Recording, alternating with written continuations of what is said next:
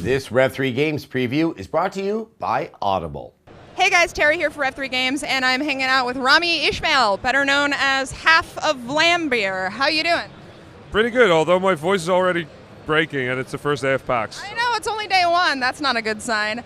No. So I'm here checking out your game, Wasteland Kings. What is a Wasteland King? So what happened is the world got destroyed and, nuclear fallout everywhere. So a bunch of mutants on Tuesdays, basically, they try and become Wasteland Kings.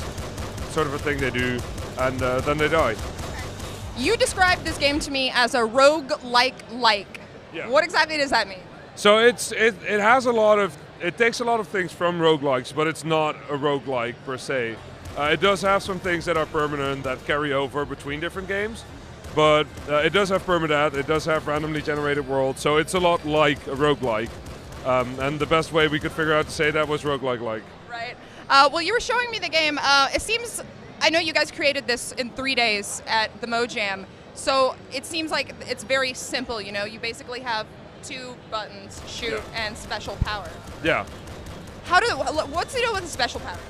So the special powers are actually a really interesting thing about the game. So we wanted to design special powers that do not use mana or cooldown or any of those traditional systems they use for special powers. We wanted to create something that you could use infinitely, but that use other resources. So, for example, the crystal character can turn into a crystal, but then the crystal can't move.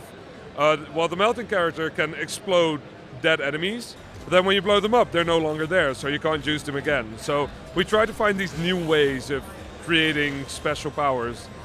I love just being able to turn into a crystal at any point in time. I'm scared. Nobody touch me. So you were telling me earlier that you guys are approaching your 3-year anniversary of Vlambeer. Congratulations, by the way. And you guys have done a lot of games in that time, and obviously developed a community that is so into you guys and everything you do. So I find it so fitting that you guys have references to pretty much all of your other games in Wasteland Kings, right? Yeah, it's a bit of a tribute to this thing that is Vlambeer, which doesn't mean we're making a tribute to ourselves. It kind of means we're making a tribute to the thing that changed our lives like in the past 3 years. It's been really absurd that 3 years ago we were dropping out of university to start a games company, and now we've made 17 games. We're here, we're showing our games. We've got t-shirts with our logo on it. I know, and this doesn't really seem like a lot of the games you've made in the past. It seems very different. Yeah, it's Vlambeer is growing, and we're trying new things. And I mean, we're still 2 guys, and we're still 2 guys in an office making video games and traveling and going places and just doing weird stuff. But we try to get better. We always said we're not going to make bigger games, we're going to make better games, and that's sort of what we're keeping true to, and that's what we're doing. Yeah, and you were also telling me earlier that you guys have been live streaming pretty much the whole development of this game too. Yeah, so that's actually one of the funnest parts about Wasteland Kings is that we've been live streaming development completely.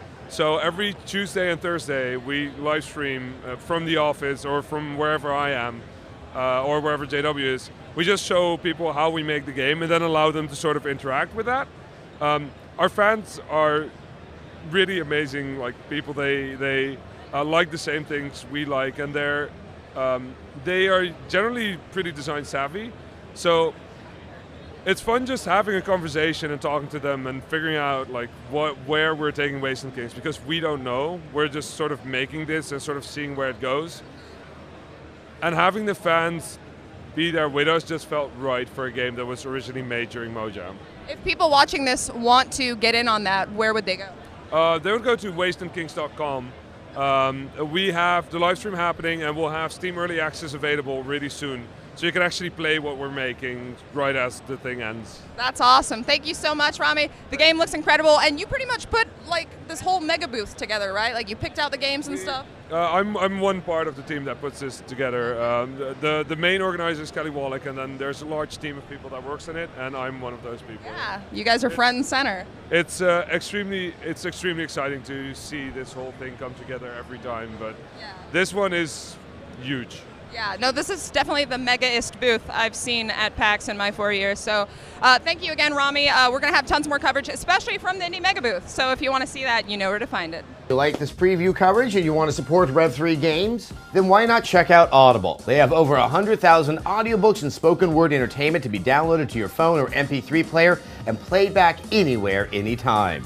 You can go to audiblepodcast.com/Rev3Games to get a free audiobook of your choice when you sign up today. We've still got a couple of months before the next-gen consoles are out, so why not pass the time with some audiobooks?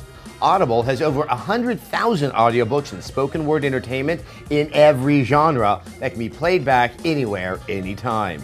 You can get a free audiobook when you go to audiblepodcast.com/Rev3Games. And best of all, every sign up helps support the show.